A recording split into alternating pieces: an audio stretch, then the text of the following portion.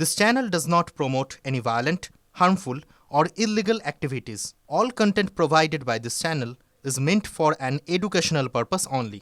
এই মুহূর্তে অমিত শাহের বঙ্গ সফরের দিকে নজর রাখতে হচ্ছে। তার সাংবাদিক বৈঠকও আছে আজকে বেলা 12টায়। সাংবাদিক বৈঠক থেকে কি বার্তা দেন অমিত শাহ সেদিকে নজর রয়েছে, কারণ অবশ্যই 2026-এর নির্বাচন একটা টার্গেট, কিন্তু সেই টার্গেট পূরণের জন্য যে পয়েন্টগুলো ধরে বিজেপিকে এগোতে হবে তারই একটা বার্তা তিনি তুলে ধরছেন। যেমন দলের ভেতরে, আবার সাংবাদিক বৈঠক মানেই যে ইস্যুগুলো জনমানসে প্রভাব ফেলেছে সেগুলোর বিষয় নিয়েও একটা বার্তা দেবেন। তার মধ্যে সিএএ খুব গুরুত্বপূর্ণ, এবং যেখানে নির্বাচন কমিশন নতুনভাবে যে সমস্ত মতুয়ারা ভোটার তালিকায় নাম তুলবেন তাদের সিএএ সার্টিফিকেট গ্রাহ্য হবে বলে নির্দেশ দেওয়া হয়েছে।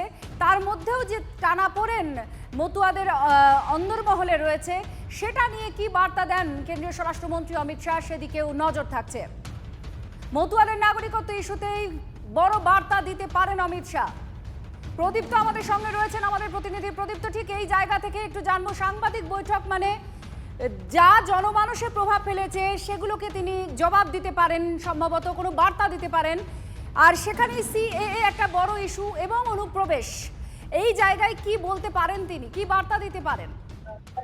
দেখো, ঠিক 8 ঘন্টা পর অমিত শাহের এই প্রেস মিট শুরু হওয়ার কথা রয়েছে এবং কিছুক্ষণের মধ্যেই এখানে এসে তিনি পৌঁছাবেন 11:55 নাগাদ, এবং প্রেস মিট অর্থাৎ সাংবাদিক বৈঠক শুরু হওয়ার কথা রয়েছে 12:10 এবং সেখান থেকে মূলত জনমানসের যে ইস্যু, এই অনেক বেশি চর্চার আছে, আর তাহলে যে মতুয়াদের বিষয় নিয়ে, মতুয়ারা এসআইআর আবহের মধ্যে অনেককে ভয় পাচ্ছেন, সংশয় রয়েছেন যে তাদের আদৌ 2026 সালে তারা ভোট দিতে পারবেন কিনা, তাদের সুরক্ষিত থাকে কিনা, এই বিষয় নিয়ে অমিত শাহ বার্তা দিতে পারেন, অন্তত তেমনটাই বিজেপি সূত্রে জানা যাচ্ছে। একই সঙ্গে এই রাজ্যে তৃণমূল কংগ্রেস যেভাবে এগোচ্ছে, তৃণমূল কংগ্রেসের যে ভূমিকা রয়েছে এসআইআর আবহে, আর সেই বিষয় নিয়েও কিন্তু তিনি সুস্পষ্ট বার্তা যেমন দেন, এবং একই সঙ্গে বলতে চলেছেন, অন্তত বিজেপি নেতৃত্ব সেই দাবি করতেন, যাতে স্পষ্ট হয়ে যায় যে এই রাজ্যে তৃণমূলের সরকারকে উৎখাত করতে বিজেপি কোন পথে এগোতে চায় এবং কিভাবে এগোতে চায়।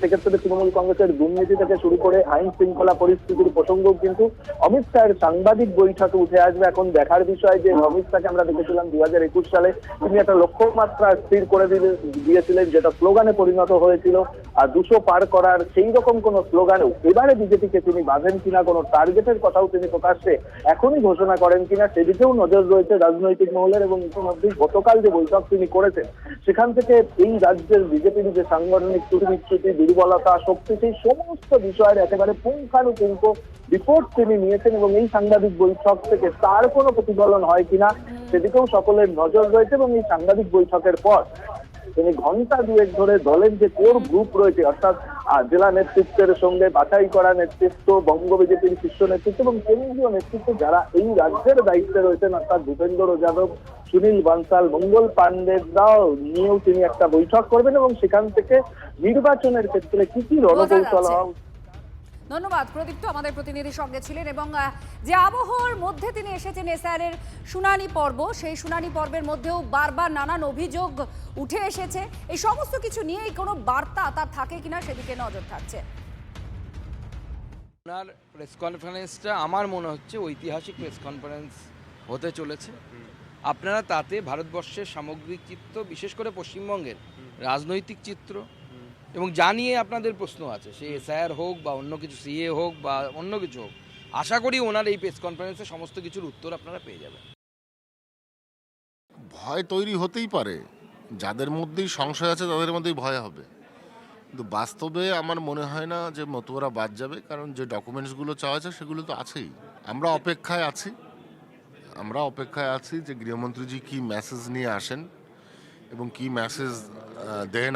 আমাদেরকে তো ডেকে পাঠানো হয়েছে, দেখছি কি হয়। আগে দিয়ে তো মন্তব্য করা ঠিক নয় যে উনি কি বলবেন। মতুয়া সম্প্রদায়কে অনিশ্চয়তার মধ্যে ফেলেছে বিজেপি।